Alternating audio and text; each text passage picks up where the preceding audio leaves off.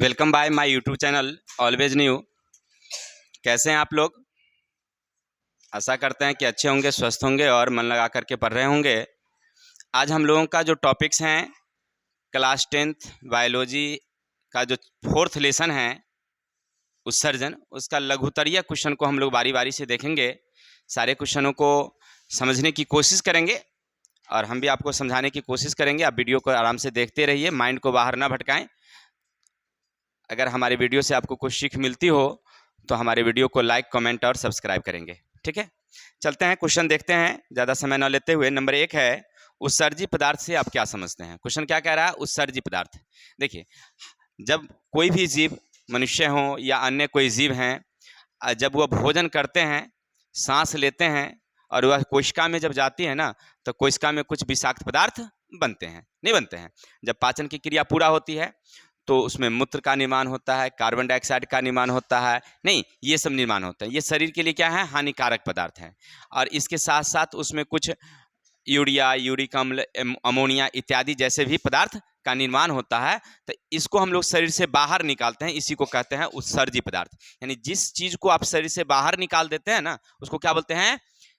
जीवों में कार्बनिक अणुओं के विखंडन से, जीवों में कार्बनिक अणुओं के विखंडन से जो पदार्थ निर्माण होती है, जो पदार्थ निर्माण होती है, जो बेकार हानिकारक पदार्थ हैं, जैसे में है कार्बन डाइऑक्साइड, यूरिया, यूरिक अम्ल, शरीर से बाहर हम निकालते हैं, इसको क्या कहते हैं हम लोग? उत्सर्जी पदार्थ। अगर आपसे कोई पूछे कि उत्सर्जी पदार्थ किसे कहते हैं, तो लिखेंगे जब हम भोजन करते हैं, सांस लेते हैं या हमारी कोशिकाओं में जाती है, कोशिका में जाने के बाद विभिन्न प्रकार के क्या बनते हैं? विभिन्न प्रकार के क्या बनते हैं? हानिकारक पदार्थ बनते हैं, जिसमें कार्बन डाइऑक्साइड है, यूरिया है, यूरिक अम्ल है। और इसको जब हम शरीर से बाहर निकाल देते हैं, शरीर से बाहर निकालते हैं, तो ये जो पदार्थ बाहर निकलती है, इसी को कहते हैं हम लोग कौन सी? उत्सर्जी पदार्थ। शरीर से बाहर जो निकलते हैं उसको कहते हैं उत्सर्जी पदार्थ। इस क्रिया को कहते हैं उत्सर्जन, लेकिन इस पदार्थ को क्या बोलते हैं हम लोग? उत्सर्जी पदार्थ। अगर आपसे कोई पूछे कि उत्सर्जी पदार्थ किसे कहते हैं, तो बता देंगे कि जीव शरीर से जो हम लोग बाहर निकाल देते हैं बेकार के रूप में। जैसे हमारा मूत्र का निर्माण हुआ, अब मूत्र में क्या क्या रहता है तो पढ़ ही लिए थे आप लोग कि यूरिया रहते हैं, यूरिक अम्ल रहते हैं, जल रहते हैं, नहीं रहते हैं। तो इसके अलावे हम लोग जो भी निकालते हैं उसको कहते हैं उत्सर्जी पदार्थ। क्लियर? आगे है, दूसरा हमारा है क्वेश्चन, उत्सर्जन की परिभाषा दीजिए। अगर आपसे कोई पूछे उत्सर्जन किसे कहते हैं तो क्या बताएंगे आप लोग? कि उत्सर्जन का मतलब हुआ कि हमारे शरीर में जो विषाक्त पदार्थ बनी, अब उसको डिस्चार्ज करके हम लोग बाहर निकाल देते हैं। क्या उसको शरीर में रखेंगे? अगर मान लीजिए हमारे शरीर में मूत्र अगर अधिक समय तक जमा हो जाए तो क्या होगा? हमारी जो मूत्र थैलियां हैं वो फट जाएगी, हमारी मृत्यु हो सकती है, हमारा पूरा जितना भी अंग है वह सही से काम नहीं करेगा। तो अब काम नहीं करेगा तो फिर हमारा जीवन चलेगा क्या? हम लोग कुछ भी नहीं कर पाएंगे, तब मृत्यु भी हो जाएगी, नहीं हो जाएगी? तो इसीलिए शरीर से बाहर निकालना जरूरी है। क्लियर? तो बाहर निकालने की क्रिया को क्या कहते हैं हम लोग? उत्सर्जन। लिखेंगे जीव शरीर में, हमारे शरीर में जो विषाक्त पदार्थ बनते हैं और उस पदार्थ को क्या करते हैं हम लोग? बाहर निकाल देते हैं। बाहर निकालने की क्रिया को ही क्या कहते हैं हम लोग? उत्सर्जन कहते हैं। याद रखेंगे, बाहर निकालने की क्रिया को क्या बोलते हैं? अगर आपसे कोई पूछे उत्सर्जन किसे कहते हैं, तो जीव शरीर में बनने वाले विषाक्त हानिकारक पदार्थ को शरीर से बाहर निकालने की क्रिया को क्या कहेंगे? उत्सर्जन। कोई दिक्कत?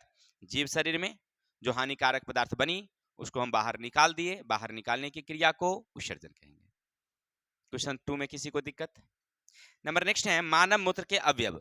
अब देखिए, हमारे शरीर में जब मूत्र बनता है ना, मूत्र बनता है, तब मूत्र में क्या रहता है? इसको 100% मानिए।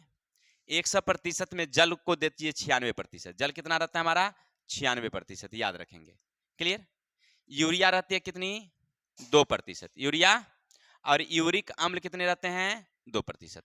अगर आपसे कोई पूछे कि मानव मूत्र में जल की प्रतिशत मात्रा कितना? 96। मानव मूत्र में जल की प्रतिशत मात्रा 96। ठीक है? और ठोस कण यानी यूरिया कितना? 2%। बाकी जो रह गया अमोनिया है, यूरिक अम्ल है, ये सब किस में आ जाएंगे? 2% में। ठीक है? तो मानव मूत्र का अवयव समझ गए ना? अवयव का मतलब उनमें क्या क्या चीज पाई जाती है। मानव मूत्र में कौन कौन से पदार्थ पाई जाती है? क्लियर? तो क्या बोलेंगे हम लोग? 96% जल, 2% ठोस कण यूरिया और बाकी 2% में अन्य पदार्थ। ठीक है? आगे हमारा क्वेश्चन है, ग्लोमेरुलर फिल्ट्रेशन क्या है? चौथा नंबर क्या कह रहा है, ग्लोमेरुलर फिल्ट्रेशन। देखिए ये हमारे ब्रिक का सबसे महत्वपूर्ण काम है। ग्लोमेरुलर फिल्ट्रेशन क्या हो गया हमारा, ब्रिक का महत्वपूर्ण काम। अब देखिए मानव मूत्र जो होता है वो जब निर्माण होता है तो उसमें मेन काम होता है ग्लोमेरुलर फिल्ट्रेशन का। सबसे पहले समझिए, ब्रिक में एक रहती है संरचना जिसको कहते हैं हम लोग नेफ्रॉन। क्या कहते हैं, नेफ्रॉन। ये कीप जैसी संरचना होती है, इसको कहते हैं बुमेन संपुट। ये क्या होती है हमारी, बुमेन संपुट, है ना।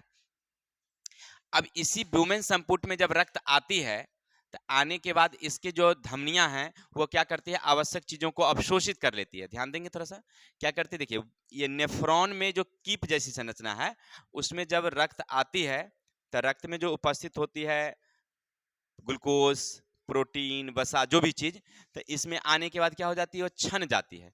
माने आवश्यक चीज छना गया और वापस उसको रक्त में भेज दिया। अब बाकी जो बच गया उसको ये अब बाह्य धमनी से उसको बाहर भेज दिया, इधर भेज दिया। अब यहाँ फिर दो क्रियाएं होती है, एक होता है ट्यूबुलर सर्वन, ट्यूबुलर पुनर्अवशोषण, है ना। ये दो काम बाद में होता है, लेकिन हमें पूछता है ग्लोमेरुलर फिल्ट्रेशन के बारे। तो क्या लिखेंगे, जो ब्रिक में जो नेफ्रॉन है, नेफ्रॉन के जो बुमेन संपुट हैं उनमें जब रक्त पहुंचती है, उसमें जब रक्त पहुंचती है तो उनमें जो आवश्यक चीज है ग्लूकोज, प्रोटीन, वसा, इस सब को क्या कर लेती है, वो अवशोषित कर लेती है। और अवशोषित करने के बाद उसको क्या करती है, वापस रक्त में भेज देती है। और जो अनावश्यक चीज हो गया उसको फिर से नहीं भेज देती है। तो इसको क्या कहते हैं हम लोग, ग्लोमेरुलर फिल्ट्रेशन। फिल्ट्रेशन का मतलब हुआ सफैया, फिल्ट्रेशन का मतलब सफैया। तो रक्त में जो अनावश्यक चीज बना वो आया तो उसको क्या किया, उसको छान के अलग कर दिया। जैसे हम लोग पढ़े थे कि हम जो भोजन करते हैं पचता तो पेट में है लेकिन जाता कहाँ है, रक्त के माध्यम से कोशिका में। सांस लिए आया फेफड़ा में, वो फिर सांस हवा मतलब जो ऑक्सीजन है वो फिर रक्त में मिल करके गया कहाँ, कोशिका में। कोशिका के एक माइटोकॉन्ड्रिया है जहां पर उसका पूर्ण तरह ऑक्सीकरण हो गया, भोजन के अणु टूट गए, ऊर्जा बना, ऊर्जा एटीपी के रूप में रह गया। बाकी हम लोग जो बच गया उसमें उत्सर्जी पदार्थ पुनः रक्त में मिल गया। तो रक्त में मिलने के बाद कार्बन डाइऑक्साइड तो आ गया फेफड़ा में, आ गया, और जो बच गया उसके बाद यूरिया, अमोनिया, जो भी विषाक्त चीज वो गया कहाँ, नेफ्रॉन में, ब्रिक के नेफ्रॉन में। और नेफ्रॉन क्या किया, उसका जो भाग है बुमेन संपुट, वो आवश्यक चीजों को क्या कर लिया, सोख लिया। आवश्यक चीजों को क्या कर लिया, सोख लिया, और अनावश्यक चीजों को क्या कर दिया, वो बाहर कर दिया। इसी को कहते हैं हम लोग ग्लोमेरुलर फिल्ट्रेशन। कोई दिक्कत, चलते हैं क्वेश्चन नंबर आगे, ब्रिक के महत्वपूर्ण काम। अब देखिए हमारे शरीर में अगर ब्रिक ना हो तो क्या होगा।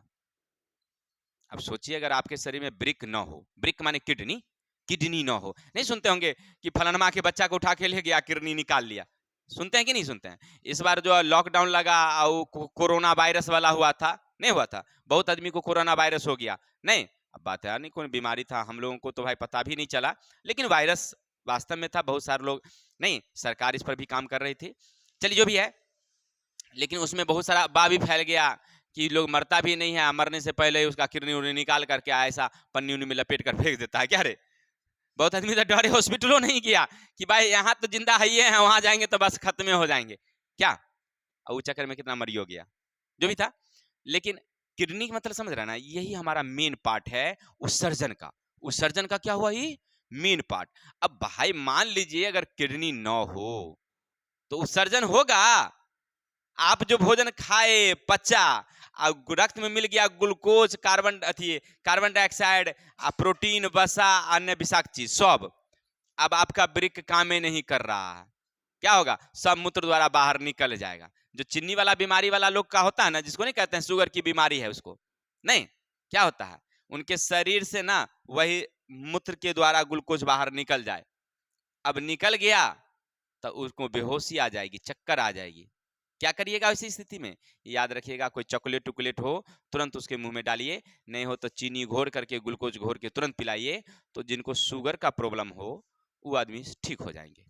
ठीक है, कुछ समय तक, अगर ज्यादा शॉर्ट हो जाए तो हो सकता है उनकी जानें चली जा सकती है, लेकिन कुछ हद तक वो ठीक कर सकता है। कौन, ग्लूकोज और चीनी पानी, जिनको शुगर की प्रॉब्लम है। हमारे एक टीचर थे, हम लोग जहाँ पढ़ते थे हाई स्कूल में, हेड सर थे सुरेंद्र जी, उनको ना शुगर का प्रॉब्लम था। जब हम लोग क्लास 8 में जब गए थे ना, तो सर हमको पहले हम लोगों को बोल दिए थे कि देखो अगर हम पढ़ाते हैं, पढ़ाते समय अगर हम गिर जाएं, बेहोश हो जाएं, तो तू लोग ना हमारे जेब में चॉकलेट रहता है, जल्दी से निकाल करके आओ, हमारे मुंह में रख देना 2-3 गो, ठीक है ना। यानी कहने का अर्थ है कि वो जानते थे कि हम पढ़ते पढ़ते पढ़ाते पढ़ाते बेहोश हो जाएंगे, तो फिर बच्चे लोगों को मालूम नहीं होगा, तो हमारी मृत्यु हो सकती है, नहीं हो सकती है। तो इसीलिए पहले बता दिए थे, तो हम लोग समझ गए कि इनको शुगर की क्या है, प्रॉब्लम है। और शुगर का प्रॉब्लम होगा तो फिर दिक्कत होगी इनको, इसीलिए पहले बता दिए थे कि अगर गिरेंगे, जब तक हम किसी को बुलाएंगे तब तक झट से ना जेबी से निकाल के रख देंगे मुंह में, पट से ना सर जी खाइयो लेंगे। अरे खा नहीं लेंगे, वो बेचारे तो मर रहे होते हैं, तो कैसे होगा, नहीं हो जाएगा। चलिए आगे। तो कुछ बच्चों को खानिए पर ध्यान रहता है। अब काजल उजल को दीजिएगा निकाल करके खिलाने के लिए, खिलाएगी कम, अपने टपाक से मार देगी पहने क्या जी। चलिए कोई बात नहीं है। हाँ, बहुत आदमी लोभी होता है, खिलाएगा कम, अपने टपाक से मार देगा पहले। चलिए आगे हम लोग पढ़ रहे थे, तो क्या पढ़ रहे थे, ब्रिक के संरचनात्मक और सॉरी ये क्या कह रहे थे, सॉरी गलती हो गया, ब्रिक के महत्वपूर्ण कार्य। तब ब्रिक का महत्वपूर्ण काम क्या है, रक्त को साफ करना। रक्त को क्या करना, साफ करना।